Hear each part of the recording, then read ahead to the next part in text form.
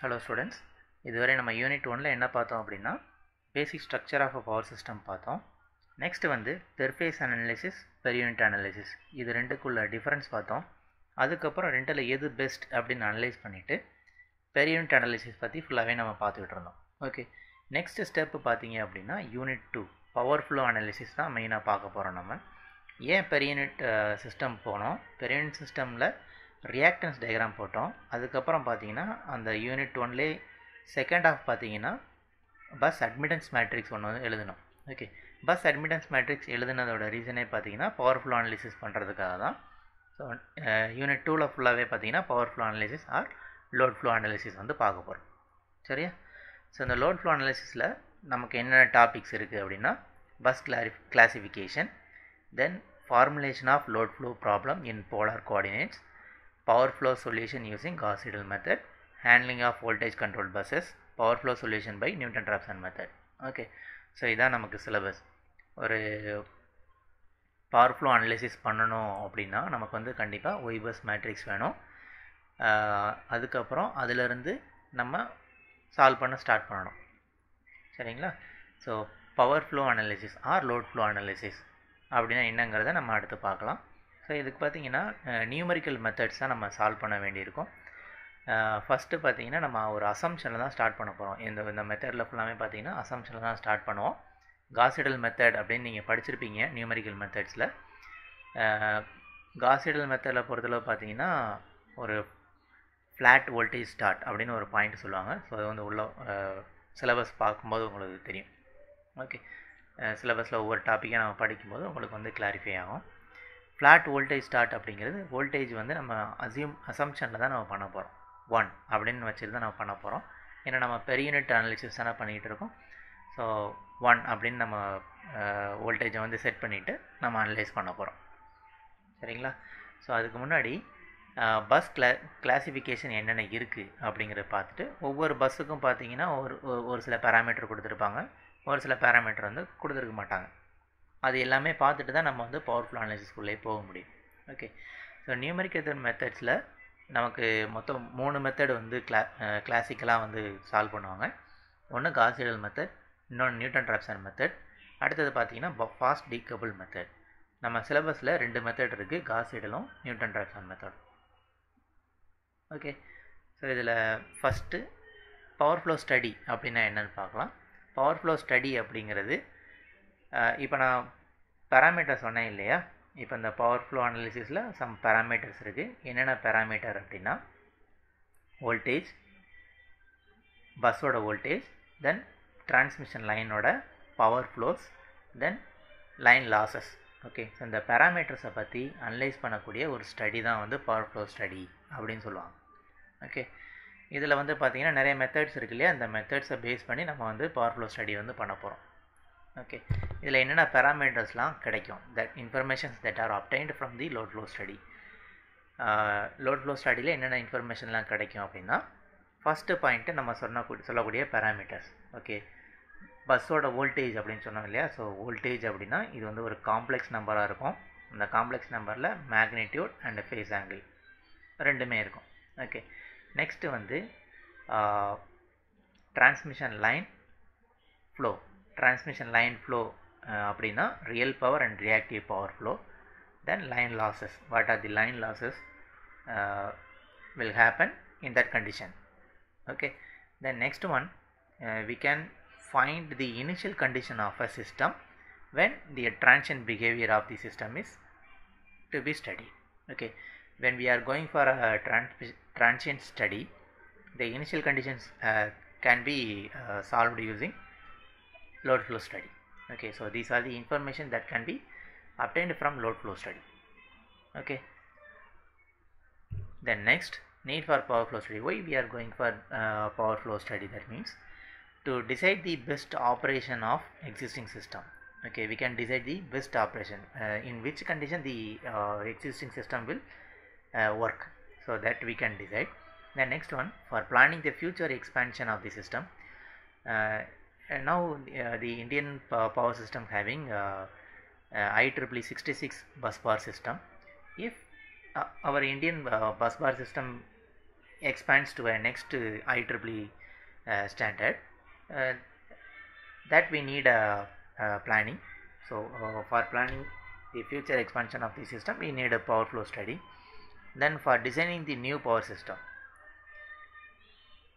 if you are applying if you are designing a new power system, we need to have a full load flow study. Okay, that time we need load flow study. Next one, the statement of power flow problem. In power flow problem, we are having these concentrations. Okay, first one, quantities associated with each bus in system. Okay, so that means what are the quantities we are having with us and what are the quantities we need to find, that we need to associate. Okay, for an example, in bus there are 3 types of buses that we are going to study in further sections. Okay, so in each bus types there are some parameters they will give, then some other parameters we need to find. Okay, so that quantities we need to find, first part. Second part, then what are the works involved in power flow study, we need to study. So first one is we need to frame a Y bus matrix, so that is the first step. Next one, we need to initialize the conditions. For an example, bus voltage. If they didn't give the bus voltage, we need to assume as flat voltage start. That means 1 at an angle of 0 degree we need to give. Okay, so that is step 2. And step 3, we need to find the what are the quantities not available. Okay, in every bus we need to know the what are the parameters they haven't given. Okay, so that we need to find out. Then step 4 is calculation of the line losses. Okay, what are the line losses available? So these are the works involved in line flow study. Okay, so these 4 steps are the first iteration. Okay, this gives a rough idea about the values. Then in second iteration we need to give these first iterative values as initial values. Okay, so that is the iterative method. Then next one is load flow study. Okay, why the load flow studies are used? Then flat voltage start. I already told about the flat voltage start. First, classification of buses. First, what is a bus? What is a bus means the meeting point of various components in a power system is called bus. Okay, for an example, we are having 3 number of generators and we are getting output to a different zones. Means we are going to connect 3 generator at a common point and we are going to take loads from that point. Okay, so that particular point is called a bus bar. Okay, இப்போ ஒரு power plant இருக்குது அப்படின்னா power பிளான்ட்டில் வந்து பார்த்தீங்கன்னா ஒரே ஒரு generator மட்டும் இருக்காது, 2 to 3 ஜென்ரேட்டர்ஸ். ஆர் இதுக்கு முன்னாடி பழைய பவர் பிளான்ட்லாம் பார்த்தீங்கன்னா 10 ஜென்ரேட்டர் வரை இருக்கும். ஓகேவா, ஸோ அந்த 10 ஜென்ரேட்டரும் ஒரே ஒரு பர்டிகுலர் பாயிண்டில் போய் மீட் ஆகும். எல்லா பவரையும் பார்த்தீங்கன்னா ஒரு பர்டிகுலர் பஸ் பாரில் போய் ஃபீட் பண்ணிடுவாங்க. அந்த பஸ் பார்லேருந்து எந்தெந்த செக்ஷனுக்கெலாம் நம்ம லோடு கொடுக்கணுமோ அந்தந்த செக்ஷனுக்கெலாம் லோடு வந்து டிஸ்ட்ரிபியூட் பண்ணி கொடுப்பாங்க. ஓகே, ஸோ அந்த பர்டிகுலர் பாயிண்ட்டுக்கு தான் என்ன சொல்கிறாங்க, பஸ் பார் அப்படின்னு சொல்கிறாங்க. ஓகே, ஸோ அந்த பஸ் பார் வந்து என்ன மெட்டீரியலில் செஞ்சுருப்பாங்க அப்படின்னா the bus bar is a conductor that made up of copper or aluminum having negligible resistance. Okay, that is the main point. We need to have a negligible resistance material. Okay, then next one is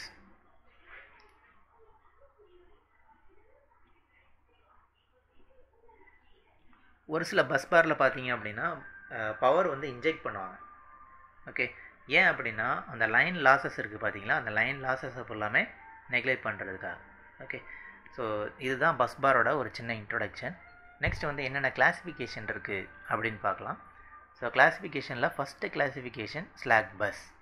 okay, slack பஸ்ஸுக்கு வந்து நமக்கு இன்னும் 2 பேர் இருக்குது. என்னென்ன அப்படின்னா swing bus or reference bus. Okay, next வந்து generator bus.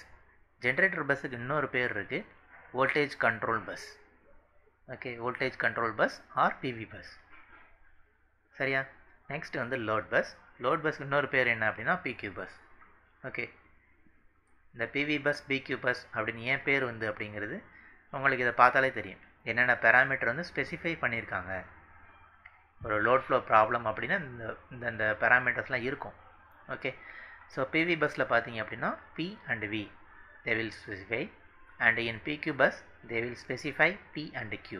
Okay, in slack bus they will give only the voltage parameters, magnitude and angle of voltage.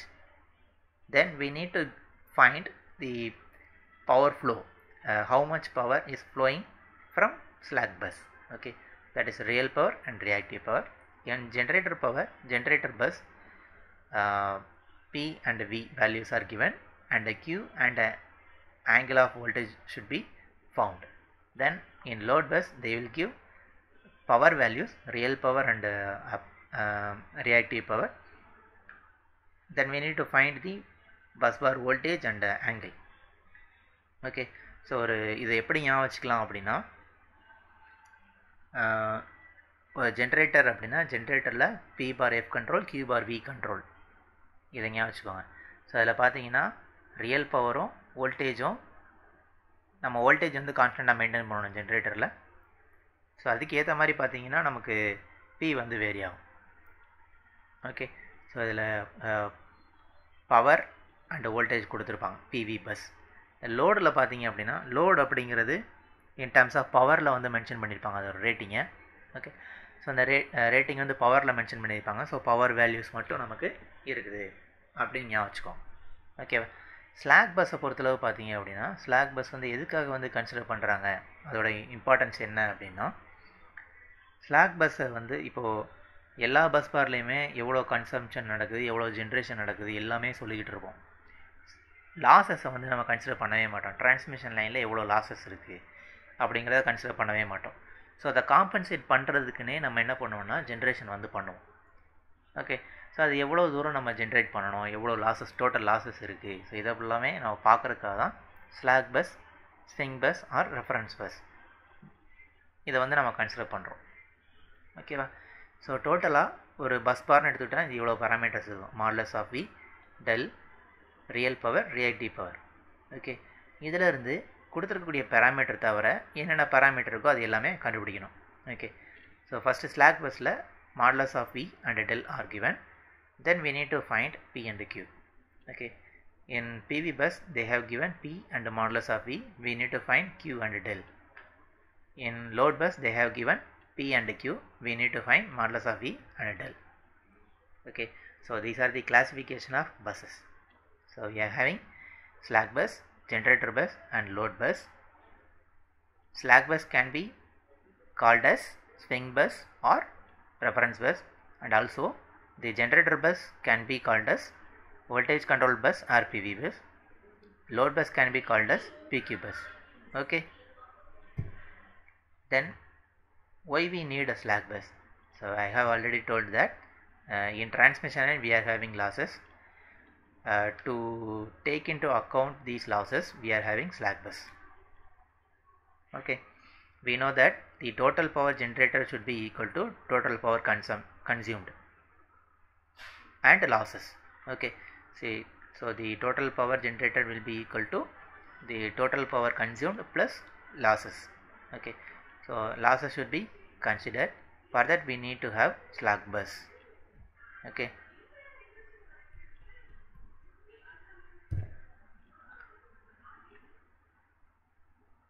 then at one point of time the generator bus will be treated as load bus. Okay, what is that condition mean is, if the reactive power constraint of generator bus violates the specified limit, then the generator bus is treated as load bus. Okay, அதாவது இப்போ ஒரு generator bus அப்படின்னா generator பஸ்ஸில் க்யூவோட value கொடுத்துருக்க மாட்டாங்க. இப்போ generator bus பார்த்தீங்கன்னா இந்த க்யூவோட வேல்யூ கொடுத்துருக்க மாட்டாங்க, நம்ம தான் ஃபைண்ட் அவுட் பண்ணணும். ஓகே, ஒரு லிமிட்டு கொடுப்பாங்க, க்யூவோட வேல்யூ வந்து கொடுப்பாங்க. ஃபார் அன் எக்ஸாம்பிள் 0.05லேருந்து 0.09க்குள்ளே தான் இருக்கணும் அப்படின்னு கொடுத்துருப்பாங்க. So minimum and maximum limits கொடுத்துருப்பாங்க. அதுக்கு பேர் தான் கன்ஸ்ட்ரைண்ட் அப்படின்னு சொல்லுவாங்க. ஓகே, அந்த கன்ஸ்ட்ரைண்ட் லிமிட்டை விட எக்ஸைட் ஆகிடுச்சு, அதாவது 0.9 விட அதிகமாக 0.5 விட கம்மியாக இருந்தது அப்படின்னா, அந்த மாதிரி எக்ஸைட் ஆகிடுச்சு, அந்த அதை வந்து வயலேட் பண்ணிடுச்சு அப்படின்னா அந்த ஜென்ரேட்டர் பஸ்ஸை வந்து லோட் பஸ்ஸாக கன்சிடர் பண்ணணும் அப்படின்னு சொல்லியிருக்காங்க. ஓகேவா? ஸோ இது உங்களுக்கு ஒரு இம்பார்ட்டன்ட் 2 மார்க் கொஸ்டின் பார்த்துக்கோங்க. சரியா? இந்த நெக்ஸ்ட்டு வந்து என்னென்ன மெத்தட்ஸ் வந்து யூஸ் பண்ண போகிறோம், பவர் ஃப்ளோ அனாலிசிஸில் என்னென்ன மெத்தட்ஸ் யூஸ் பண்ண போகிறோம் அப்படின்னா Gauss Seidel method, Newton Raphson method and fast decouple method. இது ஆல்ரெடி நான் உங்களுக்கு சொல்லியிருக்கேன். இதில் ஒவ்வொரு மெத்தடாக நம்ம வந்து சால்வ் பண்ணலாம். ஓகே, காஸ் சீடல் மெத்தடில் ஒரு பவர் ஃப்ளோ அனாலிசிஸ் எப்படி பண்ணுறது, நியூட்டன் ராப்சன் மெத்தடில் எப்படி பண்ணுறது, ஃபாஸ்ட் டீகப்பிள் மெத்தட் வந்து நம்ம சிலபஸில் கிடையாது. ஸோ ஃபஸ்ட்டு 2 மெத்தட் மட்டும் நம்ம பார்த்தா போதும். இந்த 2 மெத்தடில் நீங்கள் சால்வ் பண்ணிட்டீங்க அப்படின்னா ஃபாஸ்ட் டீகப்பிள் மெத்தட் வந்து உங்களுக்கு ஈஸியாக தான் இருக்கும். சரியா? ஃபஸ்ட்டு வந்து ஒரு பவர் ஃப்ளோ அனாலிசிஸ், ஒரு பவர் ஃப்ளோ ஈக்குவேஷன் எப்படி எழுதுறது அப்படின்னு பார்க்கலாம். நெக்ஸ்ட் கிளாஸில் பார்ப்போம். அதை பவர் ஃப்ளோ ஈக்குவேஷன் எப்படி எழுதுறதுன்னு பார்த்துட்டு அதுக்கப்புறமா காஸ் சீடல் மெத்தடில் அந்த ஈக்குவேஷனை காஸ் சீடல் மெத்தடுக்கு ஏற்ற மாதிரி எப்படி நம்ம மாடிஃபை பண்ணுறது, நியூட்டன் ராப்சன் மெத்தடுக்கு ஏற்ற மாதிரி அந்த ஈக்குவேஷனை எப்படி மாற்றுறது அப்படிங்கிறது ஒவ்வொரு கிளாஸ் அடுத்தடுத்த கிளாஸில் வந்து பார்க்கலாம். ஓகே, ஸோ இதில் ப்ராப்ளம் சால்விங் அப்படின்னா ரெண்டுக்குமே வேணும். நம்ம வந்து காஸ் சீடல் மெத்தட்லேயும் ப்ராப்ளம்ஸ் வந்து சால்வ் பண்ணி பார்க்கணும், நியூட்டன் ராப்சன் மெத்தட்லேயும் ப்ராப்ளம்ஸ் வந்து சால்வ் பண்ணி பார்க்க வேண்டியிருக்கும். சரியா? ஸோ ரெண்டுலேயுமே நம்ம வந்து கான்சன்ட்ரேட் பண்ணணும். மேக்ஸிமம் உங்களோட எக்ஸாம் பாயிண்ட் ஆஃப் வியூவில் பார்த்தோம் அப்படின்னா காஸ் சீடல் மெத்தடில் மட்டும்தான் உங்களுக்கு ப்ராப்ளம்ஸ் வந்து இருக்கும். நியூட்டன் ராப்சன் மெத்தடில் அந்தளவுக்கு ப்ராப்ளம்ஸ் வந்து கேட்க மாட்டாங்க. ஏன்னா நியூட்டன் ராப்சன் மெத்தட் வந்து it will comes in more time. அதனால் வந்து நியூட்டன் ராப்சன் மெத்தட் வந்து எக்ஸாமில் வந்து அவாய்ட் பண்ணிடுவாங்க.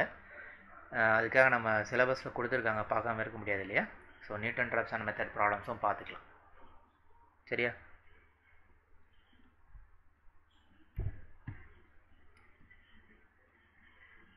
ஸோ காஸ் சீடல் மெத்தடில் இந்த பாயிண்ட் வந்து ரொம்ப முக்கியம். ஆக்சலரேஷன் ஃபேக்டர் அப்படின்னு ஒரு ஃபேக்டர் வந்து யூஸ் பண்ணுவாங்க. அது எதுக்காக அப்படின்னா ஒவ்வொரு ஐட்ரேஷனாக நம்ம வந்து போயிட்டுருப்போம். ஃபஸ்ட்டு ஐட்ரேஷனில் வந்து ஒரு ரஃப் ஐடியா கிடைக்கும், என்னென்ன மாதிரிலாம் நமக்கு வேல்யூஸ் கிடைக்கும் அப்படின்னு. ஒரு 10 ஐட்ரேஷன் வரக்கூடிய ப்ராப்ளமை ஆக்சலரேஷன் ஃபேக்டர் யூஸ் பண்ணுற மூலிமா என்ன பண்ணலாம் அப்படின்னா ஒரு 6 ஐட்ரேஷன் அல்லது 7 ஐட்ரேஷனில் வந்து நம்ம ப்ராப்ளம் வந்து முடிச்சிடலாம். ஓகே, எக்ஸாம்பிளுக்கு நான் சொல்கிறேன். ஒரு சில நேரம் பார்த்தீங்கன்னா அது 4th ஐட்ரேஷன்லேயே நமக்கு வந்து கன்வெர்ஜ் ஆகிடும், வேல்யூ வந்து கன்வெர்ஜ் ஆகிடும். ஓகே, கன்வெர்ஜ் அப்படின்னு சொல்கிறது நான் எப்படி சொல்கிறேன்னா ஃபஸ்ட் ஒரு 4th ஐட்ரேஷனில் கிடைக்கக்கூடிய வேல்யூ 5th ஐட்ரேஷனில் கொடுக்கக்கூடிய வேல்யூ கிட்டத்தட்ட சேமாக வந்துச்சு அப்படின்னா வேல்யூ வந்து கன்வெர்ஜ் ஆகிடுச்சு அப்படின்னு அர்த்தம். சரியா?